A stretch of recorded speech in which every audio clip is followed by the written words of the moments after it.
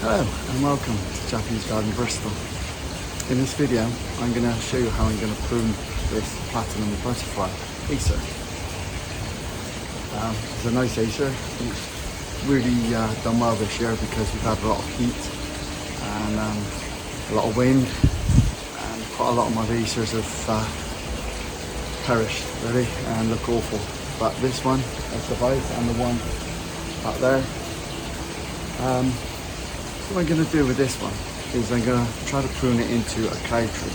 Now I've never done an Acer this size as a cloud tree. I've done a bonsai one and worked out quite well. In fact, the same sort of tree as this.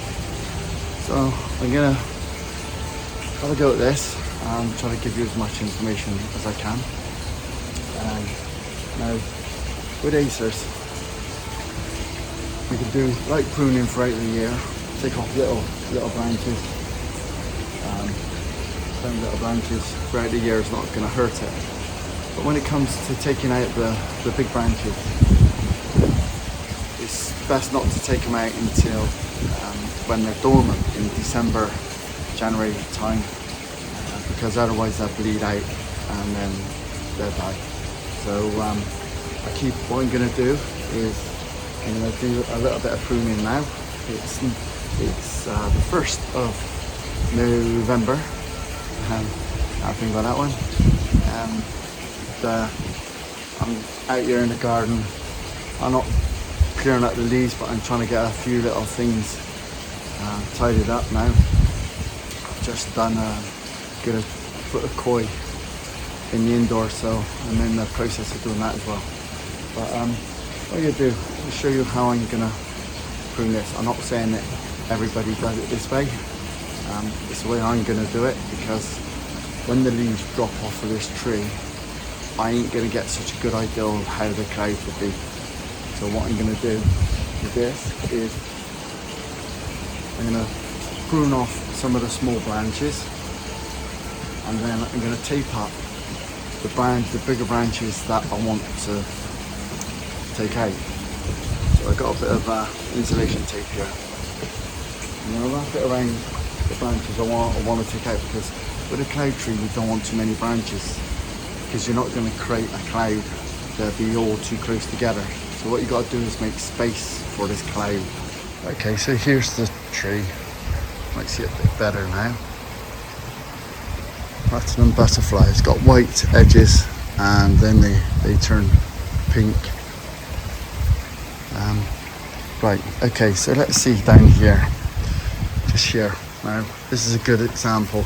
I've got 3 branches coming up here, and that's not going to make a cloud, all 3 of them. Only one of them is going to make a cloud. So I'm going to cut off those 2. I'm going to cut off that big just there. I'm going to cut that there, and that would create that one to be out on its own then. And then that will form a cloud next year. That was a good example. Now over here, as you can see, I've got a mass of branches, so I've got to do a real lot of cutting there to get it right, and I've got to make sure I get it right as well, because next year I don't want it looking a disaster. See this branch here, and this branch will be a really good cloud there. So by taking out the little branches there, which is not going to hurt the Acer at this time of year. As you can see, open it up.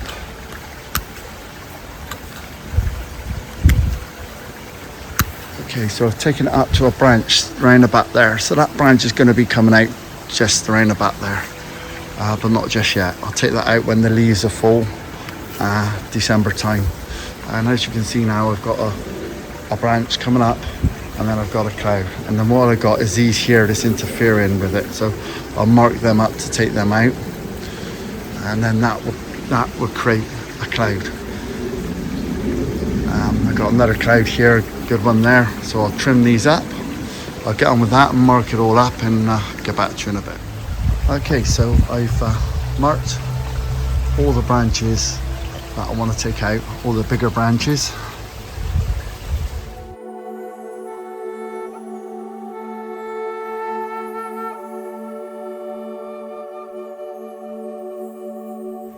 Okay, so here we are, the next stage of trimming this Acer into a cloud tree. It's now December 29th. All the leaves are dropped off now. You can see where I put the tape on the branches, but I'm going to be chopping a lot more than what the taper is showing me. So what I'm going to do, I'll bring the camera down and show you as I'm chopping. Let's get on with it and see if I can create a cloud tree, and then next stage will be when the leaves come out and we can see if it really has worked. Okay, so let's get on with it. You can see the ones it's got the tape on. Chop off the branches. As you can see, it's quite busy. By the time I finish, it's going to look a bit bare. So I'll get on and do that, and we'll see how it turns out. Okay, so I've given it a real strip down now. As you can see, I've stripped all the branches out, and what I've done is left the little bits on the end, the little twigs and that on the end. Don't know if you can see that.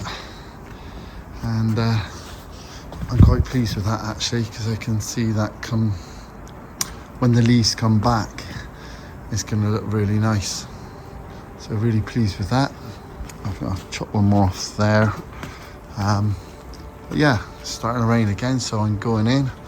I'm happy with that. Let's see what it looks like when the leaves are on it.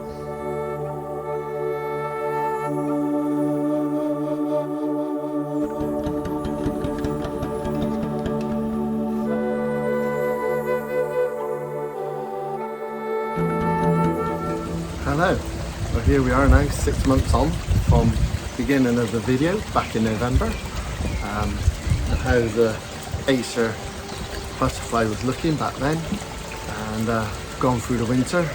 Not too bad of a winter. We had some snow just before Christmas, a little bit after, nothing to write home about. Just recently, spring, it's now May the 2nd.